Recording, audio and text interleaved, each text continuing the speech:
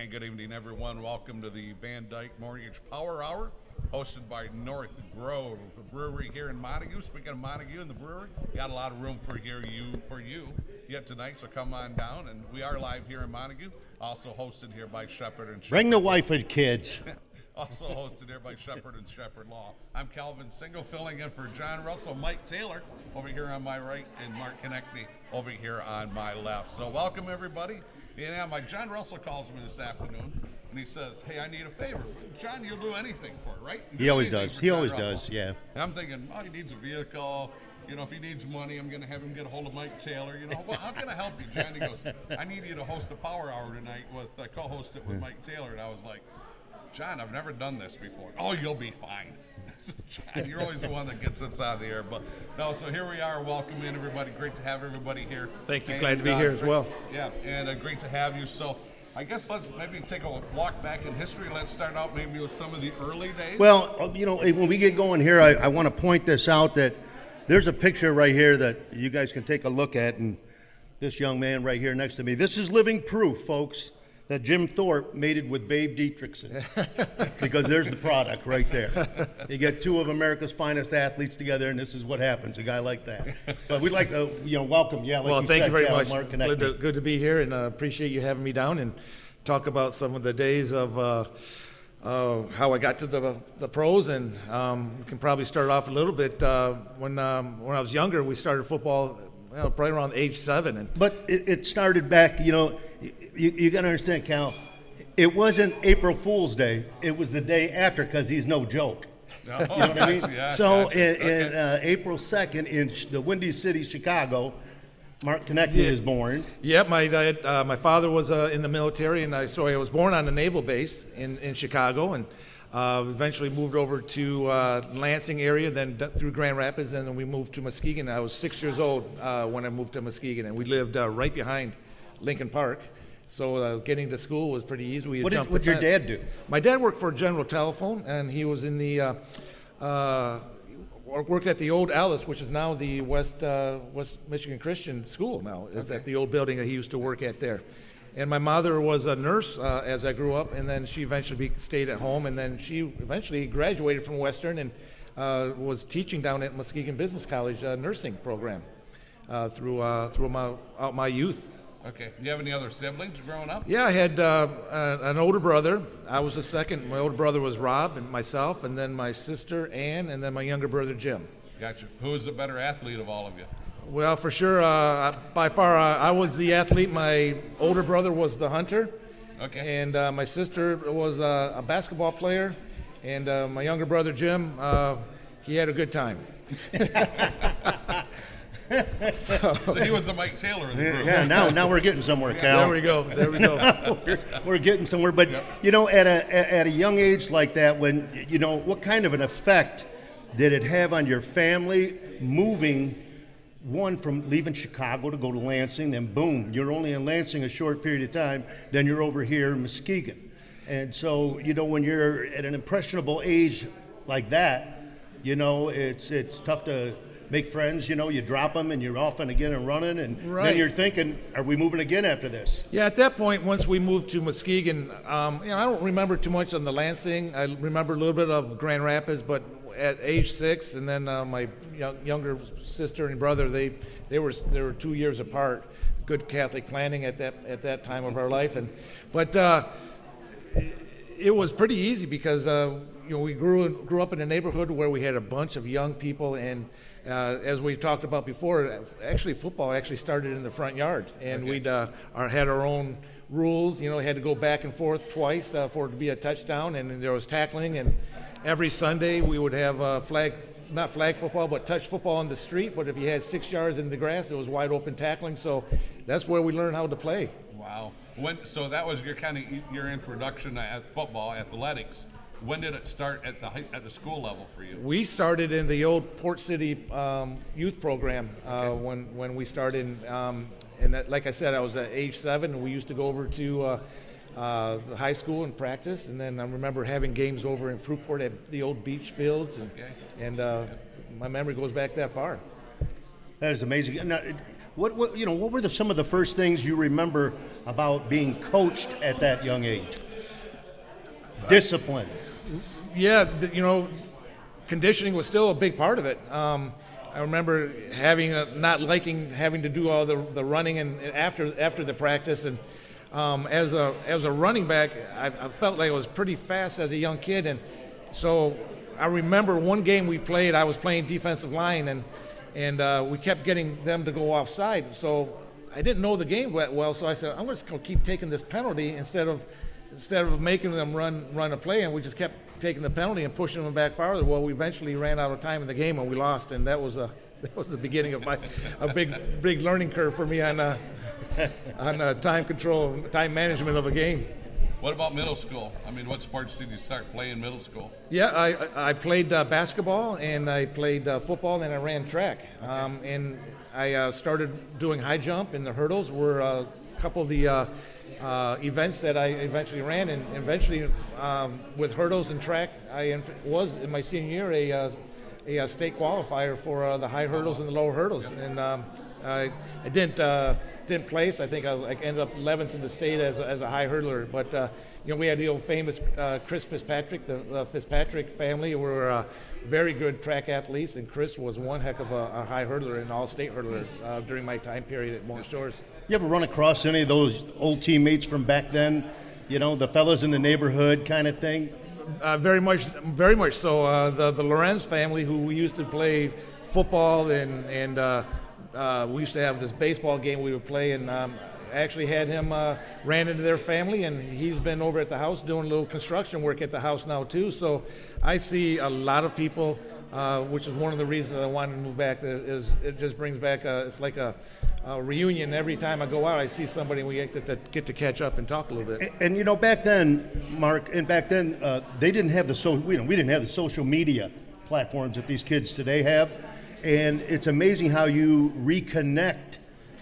Being back now in the area, and you're here, and now you're involved with coaching. You got kids going through the program, but how you can reconnect with not just guys who you used to play on the same team with, but people you competed against. Oh, exactly true. Once I left the NFL, and Facebook was not a thing at that time, and we eventually got. Once you tied in Facebook, I was able to tie in with a lot of ex-NFL players and college kids, and that I played ball with, and even high school. And matter of fact, if you won't mind, I'd like to talk about meeting somebody. It was Kirky Sanford. I had not seen Kirky Sanford, who I had played elementary youth football with as an all-star, and I've just reconnected with him, and it's been over 35 years. Wow. And we now hang out and have breakfast on a regular basis, and he was a Muskegon Big Red, and eventually went on to play at Albion College, and we, as I mentioned before, some of our Beth youth football was carried on through college, through the college levels. Yeah. You're listening to the VanDyk Mortgage Power Hour, hosted by North Grove Brewery right here in Montague. Lots of room for you, so come on out. Also, Shepherd and Shepherd Law is also one of these sponsors. You mentioned high school, so take us into your high school days. I know obviously you played football, other sports. Tell us about your high school days.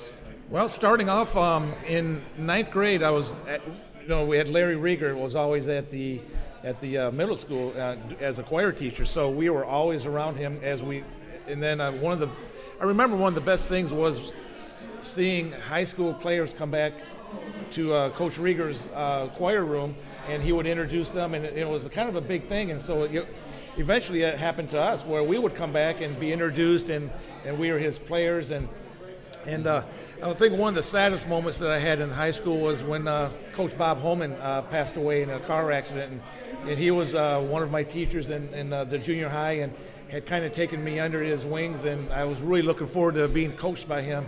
But then he had that terrible accident, and he had passed away, and then I end up and talk about moving back. Coach Steve Bullheis, who was and Dave Clark were my JV coaches. I spend regular time walking with Coach Bullheis. We have breakfast together and have reconnected in a way that's pretty awesome. Back then, Mark, we're talking about a different time period, different athletes, different training, nutrition. Everything was different back then. How did what did you do back then to address the strength and conditioning, in high school? What did the coaches, what were they working with you? That's about the time that weightlifting, was starting to really ramp up, with athletics. Yeah, very much so. One of the things that when Coach Jason Love, and I was a quarterback, and he said, you don't need to be strong. You don't need to be all that, muscle bound. So he did not want me to lift. And we didn't have much of a, we just had one of those old weightlifting machines where you put the peg in and you could just go around and hit all the different. Like a universal. Yes, exactly. And that's what we had to work out. And I remember that as my sophomore year and going into my junior year. And then they opened up a little bit more of a weight room but we were self-taught in a lot of ways. You would find ways to get yourself in shape. Lifting, you would maybe go to an independent gym and do a little lifting that way. One of the things that I ended up taking was the sand dunes. I used to go run the sand dunes all the time, and that got you in pretty good, quick shape. Mm-hmm. How important was the game of football back then, in your family? I mean, was it supported by mom, by dad, your aunts and uncles? And I mean, how big was football in your family at that point in time at a young age? Oh, it's very important. I had the best support from my mom and dad. Did your dad play? No, he did play just a little bit. He grew up in a farm suburb down in Galene, Michigan, down by St. Joe. He worked. Yep, and he was up every morning and doing chores. And then one of the things he did, he was a track guy, and then he went to the University of Michigan, and did not run track there, but we had great support by our family, and I ended up going in football, and we used to do the punt, pass, and kicks events, and we had great support and travel. Was your dad ever a coach? No, he wasn't. He would do the things that, like, I wanted an old tire. And we remember the days you would put a tire on and use it to swing and throw into, and he did that, and he'd go push the tire for me, and my mom would be out there, and my mom used to catch passes for me all the time. She was holding the tire? She would push the tire, yeah, exactly, as well.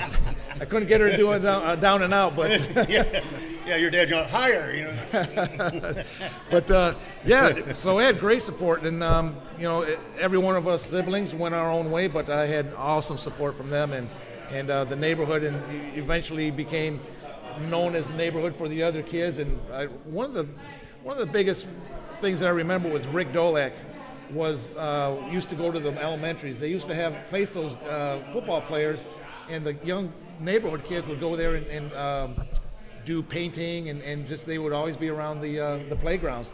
And Rick was the starting quarterback for Shores, and he kind of took me under his wing, and he was a great asset for me as far as motivation. Were you a quarterback in middle school? I became started quarterback in 8th grade. And do you remember what offense you ran? We ran the wing tee, not the wing tee, but the straight tee. Okay. And then we pushed that into like a power I, but that was our offense, and we threw maybe 5 to 10 times a game, and it wasn't a great offense to show your arm strength, but we. Well, now I know where Koziak learned that from. Talk to us about some of the other sports you played in high school. Then we'll come back to football. Yeah, the other really sport that I ran track, and the reason I ran track is I wanted to get speed and get faster for football. Yeah. From a young age, I wanted to go and play pro football, and that was Greg Landry, and I remember Mike Lucci was my math teacher's grandson, and so that was a big thing for me to follow the Detroit Lions. But Greg Landry was my motivation then, and I wore number 11 in high school, and then after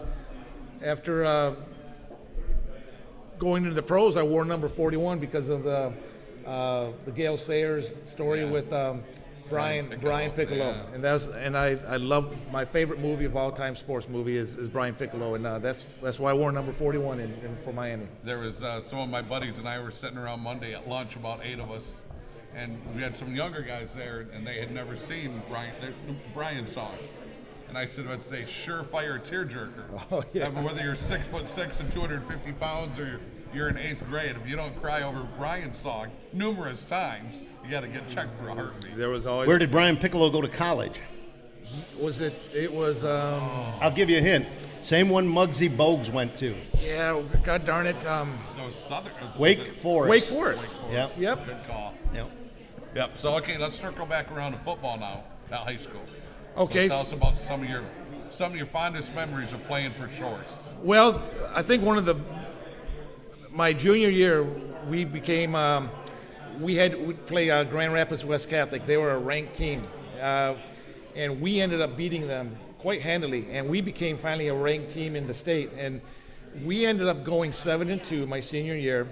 It was an unfortunate accident. I broke my collarbone up at Traverse City. We were up 27-0 at halftime. I broke my collarbone right before halftime, and then we lost 28-27 in the last second. And I ended up rooming with Billy Core, who was the quarterback who brought them back that game. I ended up rooming with him up at Alma College. Oh my God, that's great! Yeah, and he's down at Spring Lake now, and doing a great job down there with his coaching career. Yeah. And so that year we ended up losing to Catholic Central, who ended up going on to be the state championships, and we lost to them in the double overtime off a fumbled snap on an extra point, and Gary Allure they threw a pass to him in the corner of the end zone, and we lost to them 8-7. So Mona Shores, we had both of our losses by 1 point in the last seconds of the game, which would have put us in our first playoff game and scenario, but we just didn't quite make it. But that was one of the best seasons with me being with Coach Rieger and those guys. But when you look at all the success back then, and again, you excel as an athlete.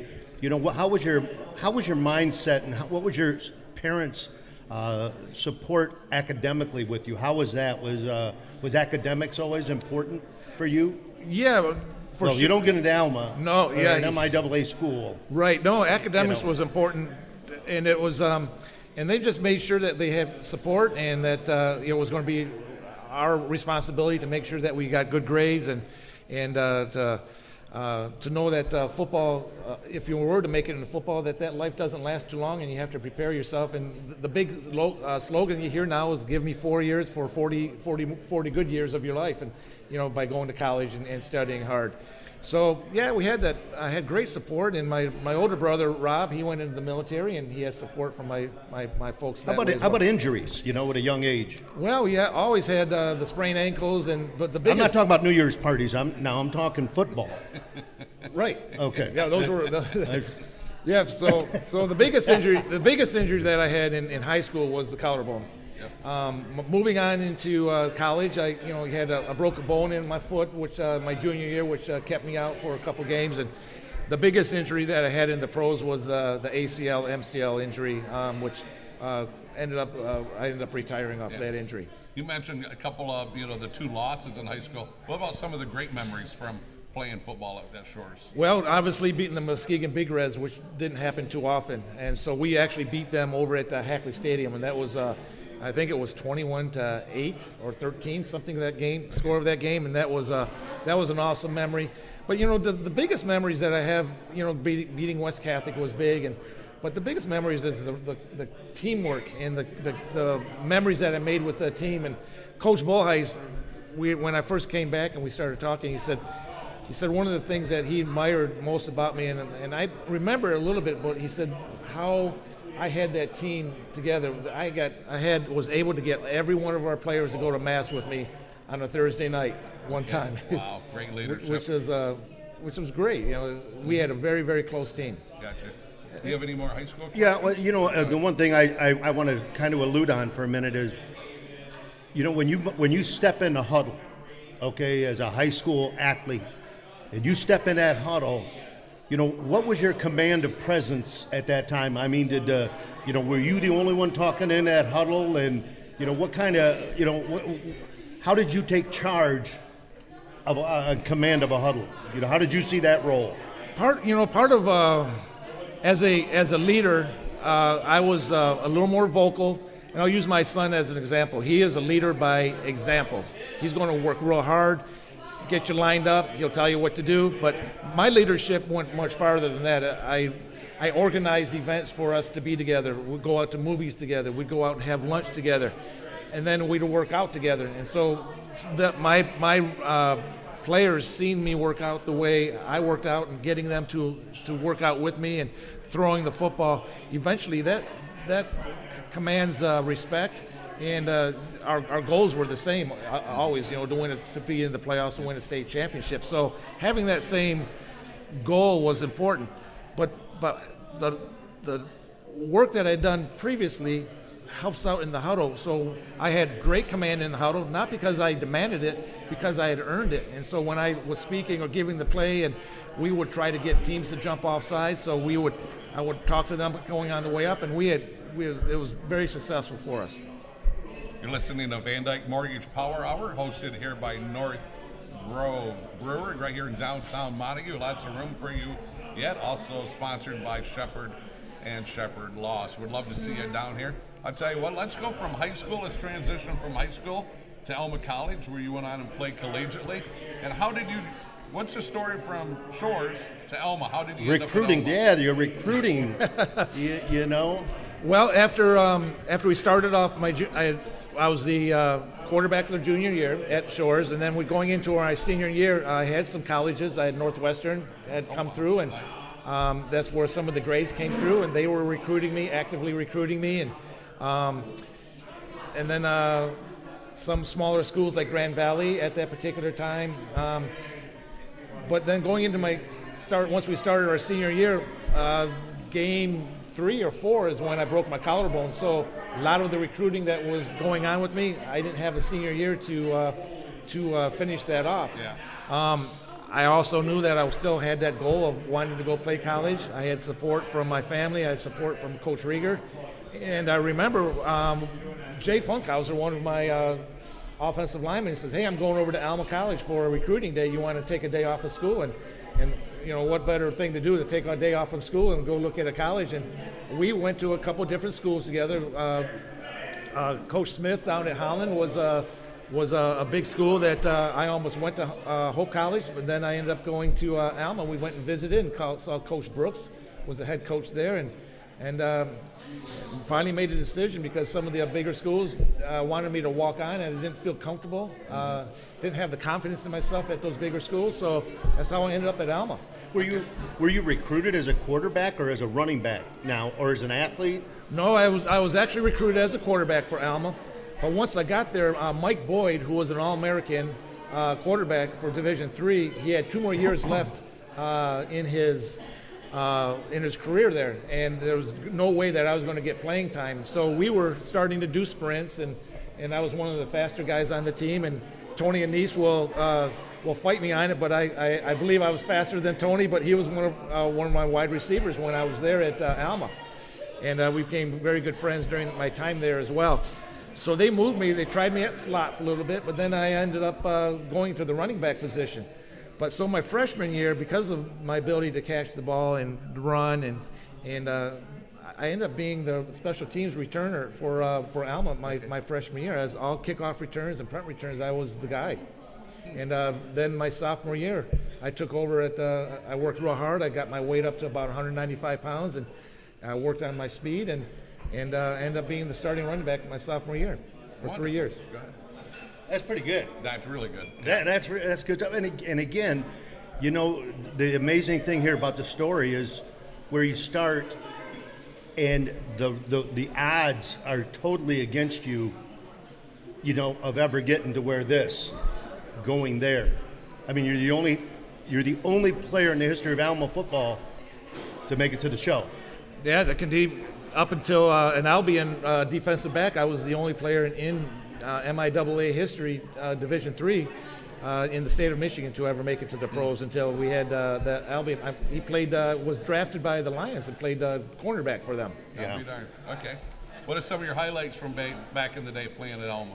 Well, once I had the starting role as a sophomore, I ended up almost breaking the school rushing record my sophomore year, but I ended up being one of the top 5 rushers in Division III football, which was starting to give me really, really a lot of confidence of maybe obtaining that goal of maybe having a shot to go into the pros. See, now today you would have transferred. Oh, I'm putting myself in the portal right now. Hey, you be in that portal. Hey, here we go. Well, there's a little bit of a story behind about the potential of a portal back then. After my sophomore year, I still had that desire to be a Division I football player. And I had, through Billy Core, had met a gentleman who was in the Dallas-Fort Worth area, and he had set up a recruiting trip for me to go to Texas Christian. Coach Wacker? I think it was Coach Wacker at that time. And I actually met with him, and he had offered me an opportunity to come out in spring and walk on and then move back to quarterback, actually, because they ran the veer offense back then at Texas Christian.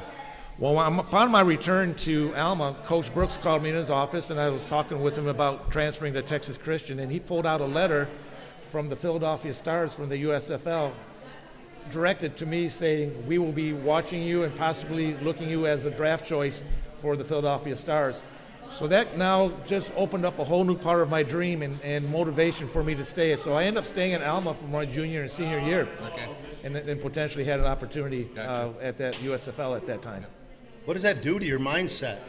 Well, man, What's your mom and dad think? Well, they were just proud and happy to see and continue that. I was motivated to still get that Alma education than transferring out at that particular time. But there was I was nothing but weight room, and I was a weight room rat, and I loved to run, and started doing track at the college level as well. Then I started running hurdles and working on my speed as well. Well, I was just going to say, what did you major and minor in? I had a business degree. I had a business degree from Alma, a liberal arts business degree, and then I had a minor in political science. I was a law enforcement. I was looking at possibly going into the Secret Service or FBI from the political science point of view. This thing with Jon Russell and I, we always know the other's questions. We've already got this going on, so you start finishing my sentences, I'm going to, that's exactly where I was going to go with it. So obviously you went to class all 4 years because you came out of there with a degree. As Mike knows, you don't do that in the MIAA unless you're studious with your classes. Yeah, they had, it wasn't a forced study hall or anything, but you're expected to do well in class and go to your classes, and which we did, and we took it serious. I mean, graduate. Yeah, and graduate on time. We did it in 4 years, and during that time period, while I was going to school, we had an opportunity to do a semester an exchange program, which is where I went to Washington, D.C. for a semester, and that's where I studied my political science. I did a internship with the Federal Probation and Parole Office while I was there, and went to American University during that semester. Awesome. Which also gave me an opportunity to look at, to explore some of the other leagues out there, because they happened to be the Washington Federals, I think, or the Washington Express, I think it was, for the USFL. So I got a chance to, a buddy of mine was doing an internship with them, so it kept me around the football from that standpoint as well. Do you have any more questions about Alma before we move on? I guess, Cal, it comes down to, did you think that the business at hand at that level in college was going to be similar to the next level, or what was your train of thought at that point in time regarding the business part of it? I didn't really have a clue about it. I was fortunate that Coach Jim Cole had Coach Colmar was a coach over at Toronto, and because of the USFL then disbanded, he made up an arrangement for me to go down and have a tryout with Toronto. They were coming into down in Detroit area, and there were 75 athletes, mostly Division I athletes that I was going to be competing with. I believe I was the only Division III player down there out of 75 athletes. So we went through a whole barrage of different types of testing, and in the very beginning, we had to go run routes on all these guys. Well, I ended up actually, I forget his name, but it was a University of Michigan linebacker that I ran my first route on, and so I did a kind of an option route, and he came over and he jacked me up pretty good, and I came back and I looked at the coach. I said, watch this liberal arts education, what's going to happen on this next route here. And I learned to stay away from him and run around him a little bit, but the coach got a little bit of laugh out of that scenario, and I had a great practice the rest of the day. And so out of the 75 players, I was the only player they offered a contract to out of that group for that day. So during that time period then, I also had an opportunity. Coach Hackett from Cleveland Browns came over, and he used to be a coach at Adrian College. And so I went through workouts with Cleveland Browns, and I went through a workout with the Detroit Lions, and I was offered a free agent contract with both the NFL teams at that time. I sat back and I thought a little bit, and I thought that the Canadian Football League was going to fit my style a little bit more because of a wider field, more offense-oriented. And I just felt that if I went to the NFL, it was probably going to be more of a scout team just to get you through training camp, that type of thing. And I thought if I made it in the Canadian Football League, it'd give me a chance to get some experience. Get on the field. Yeah, get on the field and then come back over and then maybe get a shot at the NFL at that time. So you transition then from Alma to Toronto. You make the team with Toronto. Yeah, so let's go from there. Yeah, right, well, tell us about Toronto. In the Canadian Football League, there's an import rule. So out of a 32-person rosters, you can only have 17 Americans play on that team. Otherwise, it wouldn't be called Canadian football. And so you had to be a starter. If they're going to hold a roster spot for you, you had to be a starter. But they also had guys that stayed across, almost like now what they have the practice roster in the NFL. And so guys like I would practice and I would know the offense, and if anybody were to get hurt, there was a chance that I would get activated for the game. I went through a full season on the practice roster with Toronto. The following year, I tried out with Ottawa. Same scenario. I went down and did a workout with them, and I was the only guy that was signed to a contract with Ottawa again. What kind of offense did Toronto run? You know, was that a big change for you? To go from Alma's offense, running the T formation or wing T or very much so. Well, in the Canadian League, you have 3 downs to versus our 4, so it becomes very much a passing offense. So not only was I playing running back as a single You're back, a receiver. I was a receiver. I also was coming over and getting into the slot position, and they would move us open. You could have movement as long as you're moving towards the line of scrimmage. So it was a complete different game to learn. And as a special teams guy, I love that rule because they give you a 5-yard radius to catch the punch. So you're not catching it blind and getting hit right away. You have a chance to survive. You'll live a little longer. Yeah, exactly, right. You get a couple more breaths. Exactly. Yeah. Some of the highlights of your time with Toronto or Ottawa, being on the field. I know you're on the practice squad some, but highlights there, big ones? Well, the highlights was just to be able to say that I was playing professional football, even from that level, even though I wasn't actively on the roster, but to be practicing every day, to be working on your skill level, and knowing that you might have a chance to get activated or maybe come around. How do you handle going from being an athlete at Mona Shores, at Alma, Division III, to a business where you are nothing but a number on the jersey to them and a means for them to keep their job, okay? Because this is what they want out of you, okay? If you get hurt, they're not looking at you. They're looking at the guy that's coming in to replace you and getting him ready to play in the right frame of mind. So at that point in time, what's the adjustment for you? Well, the adjustment really is now your focus is your job. Yeah, your focus is your job, but your focus becomes on you, that you make sure that you're healthy, that you get your right sleep, that you're a professional, that you know the play. So whenever you have that opportunity to get on the field to run a play, that you're not messing up or getting yelled at because you don't know what you're doing. It is a job. Did you see guys not handle it professionally, and it cost them their jobs? Oh, I saw that quite a bit. Guys partying at night and hanging out. Yeah, some of it might have been through partying, but a lot of it is the playbooks that you get at the professional level are very, very complicated and very large.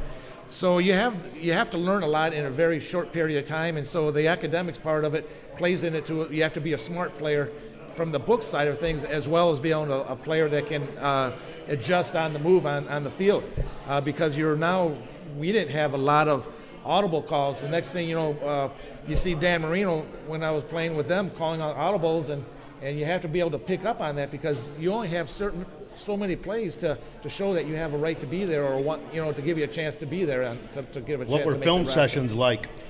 They were long, and they were pretty intense because you get called out specifically. You're watching film that you're watching yourself up there. You're being critiqued. You have to have thick skin and learn from it and get back out there and show that you've learned, have the ability to learn from your mistake in film and put that towards the field. You're listening to VanDyk Mortgage, their Power Hour, hosted by North Grove Brewery right here in Montague. Lots of room for you.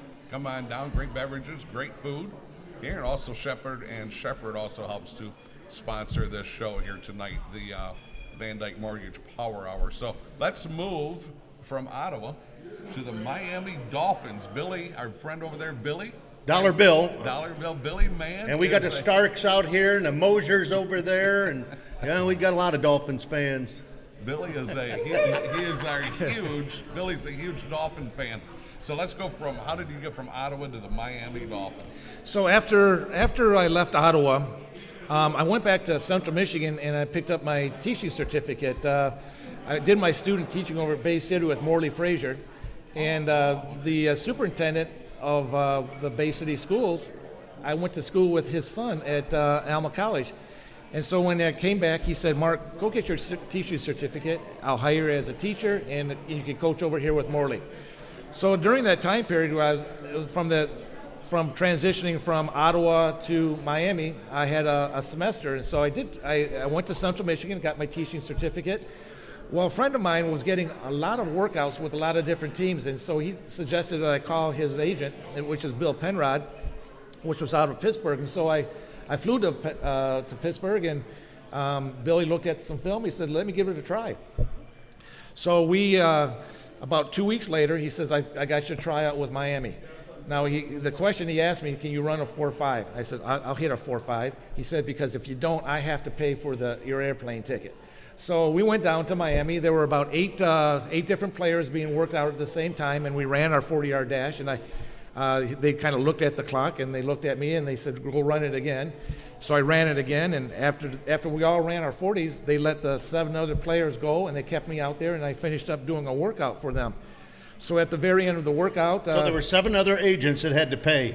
So yeah, probably 7 other agents. But it looked like my agent saved himself $200 at that time. You ran a 4.3. I ended up running a 4.57 on grass. That's flying. And during that time period, you know, Marcus Allen was a 4.6 guy when he ran, and probably a high 4.5 as well. So I was happy at that I hit those numbers.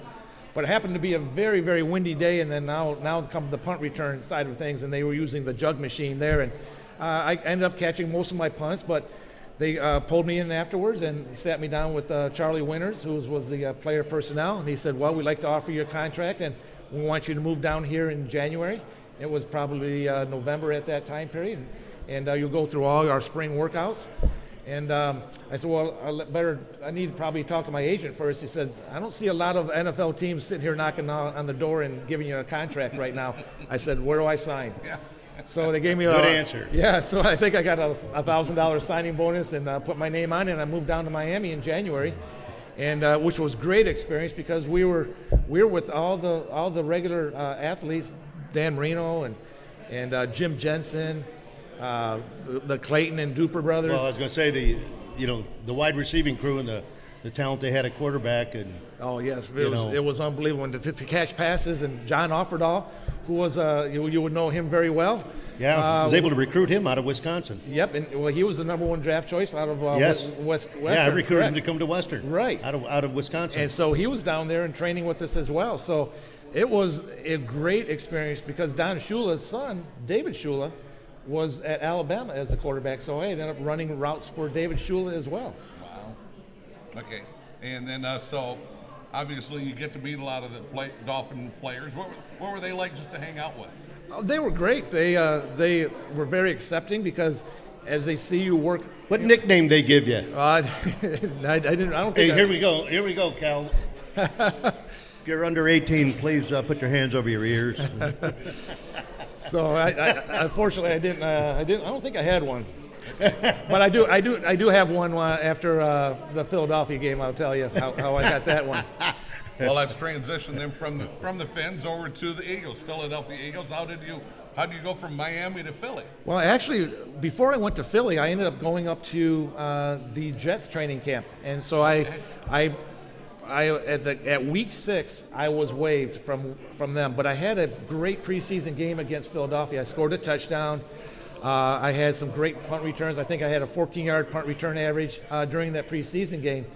So it was happened to be luck again. One of the personnel directors was an Adrian coach, a different Adrian coach, who went to Buddy Ryan and said, hey, let's think about bringing Mark in. Well, it happened to be at that same time period that Bobby Morris was holding out from Philadelphia for a contract issue, and so Buddy said, let's bring him in. So the funny story is I came off the plane from being released from the Jets. My mom met me at the airport, and she gave me a ticket, and she said, you're going to Philadelphia, and we were actually playing Detroit Lions for the last game, and I said, well, I'll see you in Detroit. And I walked in my room, and then the first guy that I met in Philadelphia was Dave Remington, the All-Pro, All-American. From Nebraska. From Nebraska, the center. He was my roommate.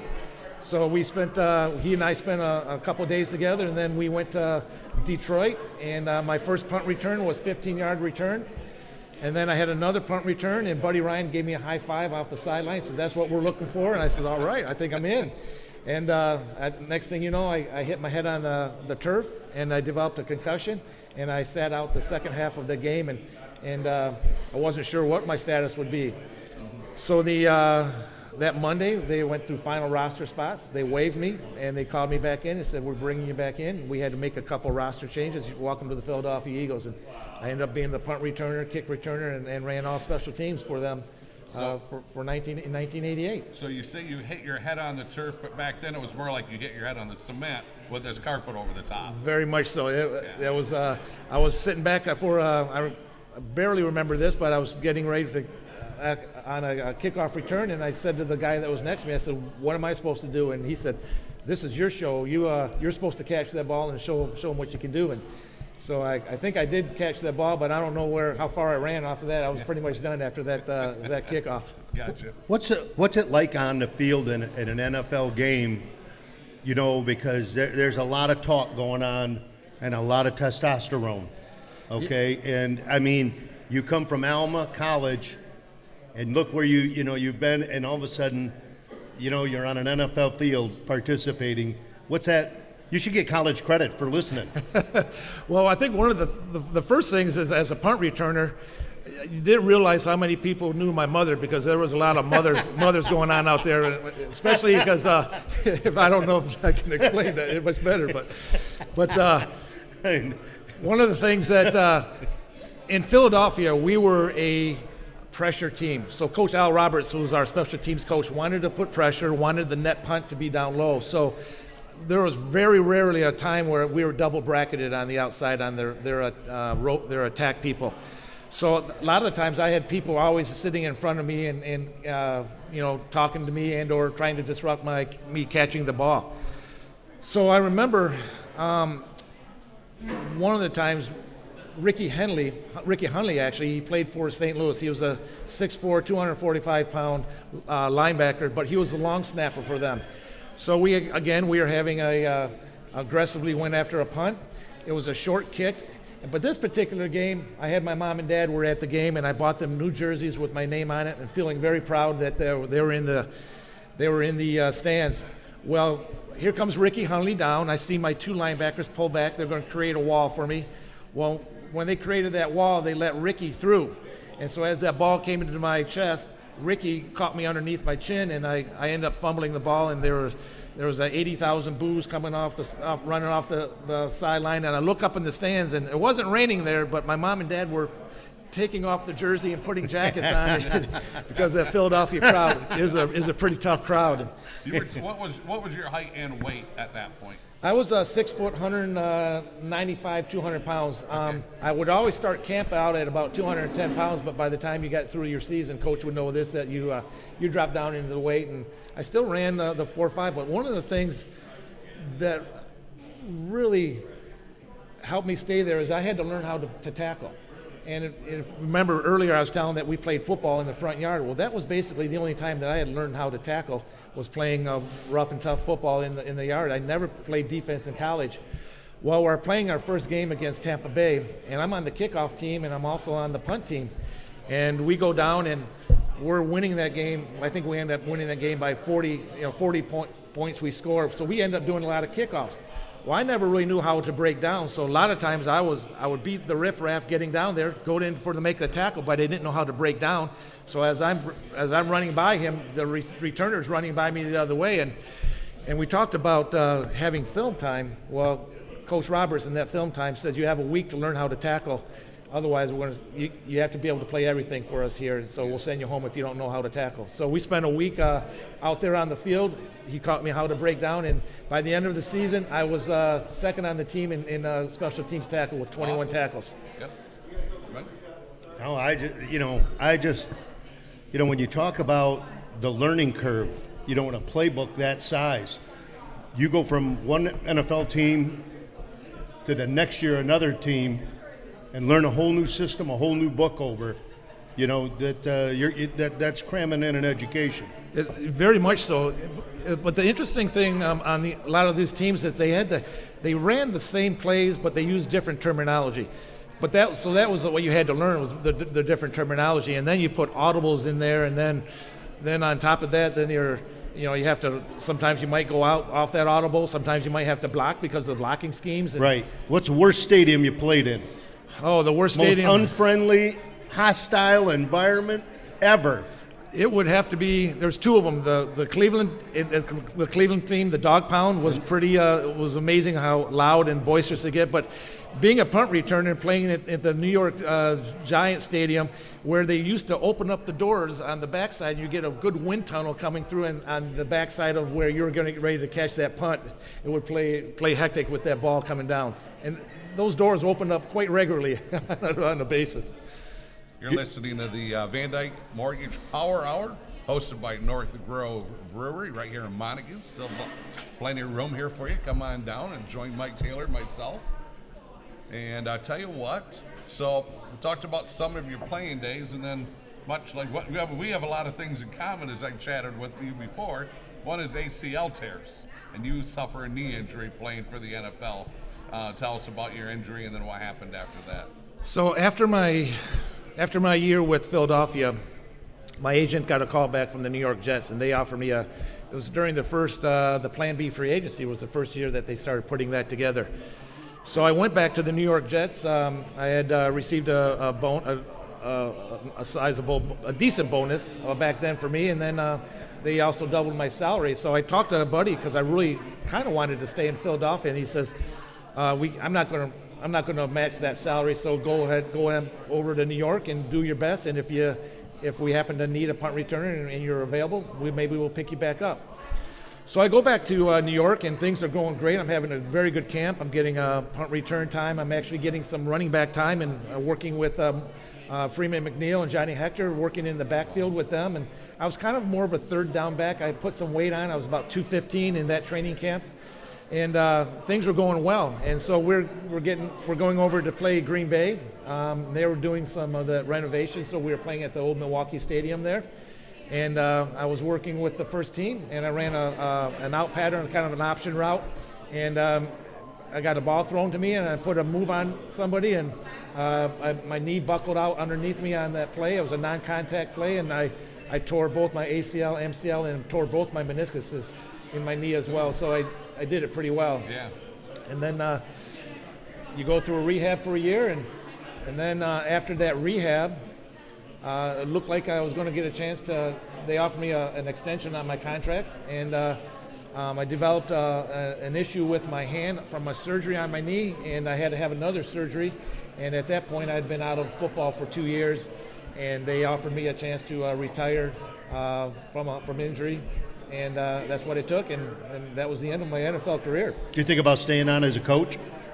Well, it's interesting that you asked that question, because at that time they talked to me about coaching, and so they sent me away to where I went to the University of Pacific, and I ended up coaching for a year out there as a graduate assistant. And the ultimate opportunity was to come back and coach with the Jets. Isn't that where John Madden was from?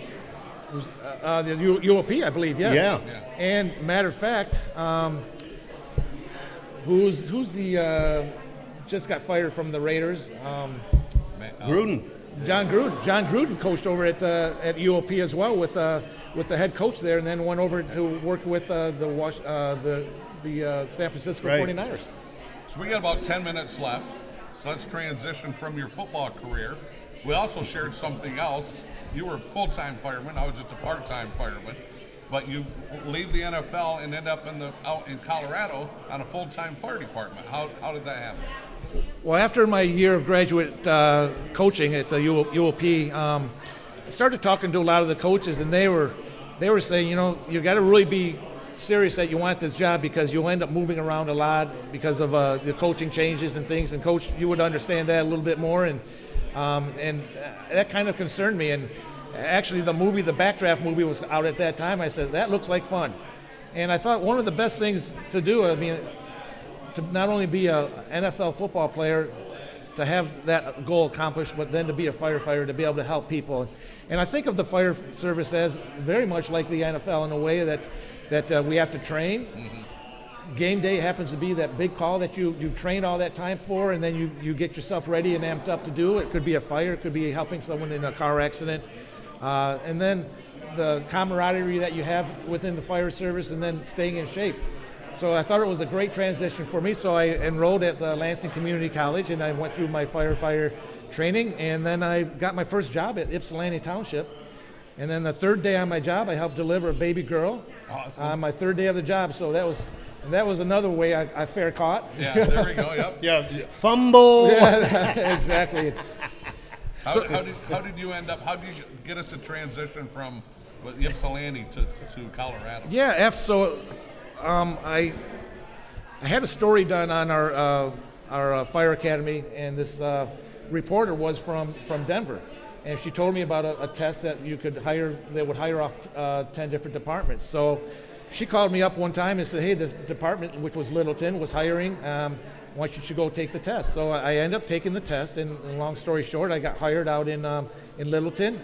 And so I left the Ypsilanti job, and I took the job out there, and then I was a firefighter for 24 years out there. Awesome. And I continued to coach high school. I was able to coach high school and stay around the game, and then I transitioned out. And then we had Mark. I got married, and I had little Mark.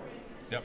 Let's jump forward here a little bit. I'd like to talk more about the fire department stuff, but let's do one thing I want to hit on. You would go out in 14 and 21 day deployments with the hot shots, go up in the mountains and fight wildfires. Yeah, so one of the things that Littleton provided was a nationally ranked wildland team that we'd go out in and help support hot shots, smoke jumpers, type 2 teams. So we would go out on 14-day and 21-day assignments where we would be out there on the fire line from 600 in the morning till probably 8 o'clock at night, working 16-hour days. So that kept us in shape, and it was a great experience while I was young to do, for sure. I have to ask this because just my personal curiosity. Being a firefighter, and I've never been anything, like that. What goes through the mind of you and your department when something like 9/11 hit? And you firefighters are there, and you're watching that whole day unfold. What does that do? What does it feel like, internally for you guys to watch that unfold and see what your brothers are going through? Yeah, that's I can't imagine. Yeah, it is. I often ask myself if I would have been brave enough to do what those guys do, because I knew that a lot of those guys were not going to come back. Mike Pryor was equipment manager for the Jets, and he was a firefighter in New York City. And I knew him from my days at the Jets, and that was the first thing that I thought of is Mike on duty, because he was on a ladder company which would have been down there in 9/11. We were talking a few minutes about a very important call, the Columbine call in Colorado, which is what a call that I was on there. And that's another call of hopelessness and despair and sadness and knowing that when this was going on, we had firefighters protecting the children outside, helping them from being shot and trying to get them in safe. And then knowing that we were sitting there waiting and not knowing what's going on inside that school was very, very tough time for everybody. It's got to be just like just excruciating pain. Yeah, it is. Yeah, but you get around that by being around your guys, and you talk about it, and support everybody. And 9/11 is a day that will never go unnoticed by me. Yeah. Yep. Well, we got Billy tells us we got about 5 minutes left, so there's two people that we got to talk about yet. One's your wife and your son. So first of all, tell us about your wife. Well, my wife's name is Lori, and she's from Chicago, and we met out in Colorado, and we got married, and then we were talking one day, and we said, "What do you want to do next?" And we said, "Well, let's have a child." So we ended up having Mark. I was a little older at that time. I was 40, and we had Mark, and we named him Mark Easton, and we then were beginning to think. I mentioned it real quick that we were going to adopt a child, and that didn't work out towards the latter part of it for many reasons. So as Mark was growing up, it was great to have a boy, and I started training him real young by putting him on bouncy bounces and little trampolines and tackling drills. Oh, we did it all. And at the age of 8th grade, Coach Koziak asked me to come back and speak at an engagement for a fundraiser.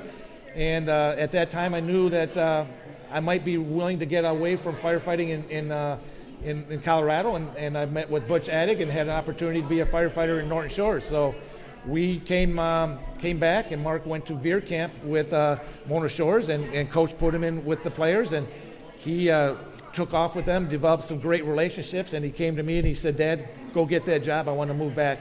I'm ready to move back with you." So I ended up getting the job, and we talked with the wife, and she said, "Let's do it." We've been there for Colorado for 24 years. She says, "But I want you to put me on the lake if we're going to move back." And so we moved back to Mona Lake, and she's a teacher over at Campbell Elementary, and we started Mark in 8th grade. And first thing we did was introduce him to Coach James and let him start throwing with him and learning the system. And he's been the starting quarterback in 9th grade and 10th grade, and his junior year he backed up Brady Rose, and then this year it was his year. His senior year was his time to play ball.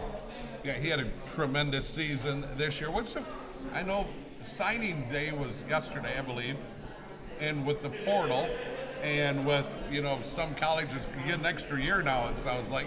Where's he at? What are his plans going forward for football for your son? Well, Coach and I have talked about this quite a bit. The portal is really hurting the 2022 kids because of the COVID, the extra year of eligibility, the schools not having that extra scholarship to offer. So these kids have to be patient, I think, because now that the early signing has happened, Coach was talking a little bit earlier, there's going to be a domino effect of schools that didn't get the player that maybe they wanted, so now they'll start looking at players like, for example, like Mark or other players that are sitting there available still.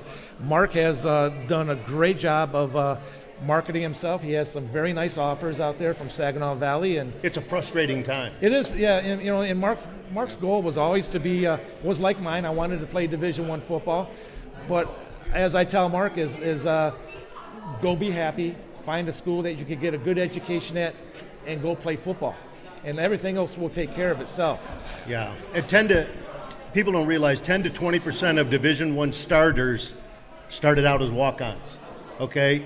And the bad thing about COVID right now is with all these universities, they have granted these kids an extra year of eligibility, okay, because of the COVID, okay? And so what happens now is the number of scholarships that they normally have year to year to year, it's not there this year. That's correct. Okay, so now, the number of scholarships is down to a third of what they normally have, because of granting and keeping those other kids on for an extra year. Right. The interesting thing about the portal is that they now can go out, instead of taking a young kid that they want to train and let them come up through the system, they can go find, and these coaches have to win now. So they go grab that kid that's number 2 sitting behind the number 1, and they go grab him, and there you go. Mm-hmm. Well, at the rate things are going, we're going to end up with 28-year-old seniors in college if we don't get this COVID thing nipped. That's true. Yep. You got a couple of jerseys here in front of us, and 20-year-old helmets from the Dolphins, and we want to see Billy put this on here at some point.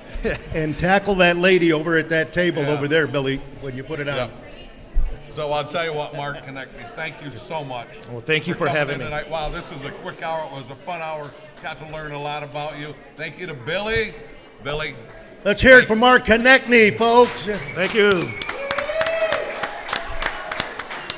So, the one and only. Yeah, well, again, appreciate you taking time out. Oh, yeah. Unbelievable chapters of your life, and you've still got plenty of chapters ahead, especially with Junior going on to college. So there we go. We got some good times ahead of us. Yep. So thank you again for having me. Yeah, Mark, Mike Taylor, myself, Calvin Singo, thank you very much. Once again, this is the VanDyk Mortgage Power Hour, hosted by North Grove Brewery right here in downtown Montague. Thanks, everybody, for listening. Come on out and support this great establishment. I'm Calvin Singo, and we'll be back here next week, Thursday night at 6 p.m. Have a great weekend, everybody.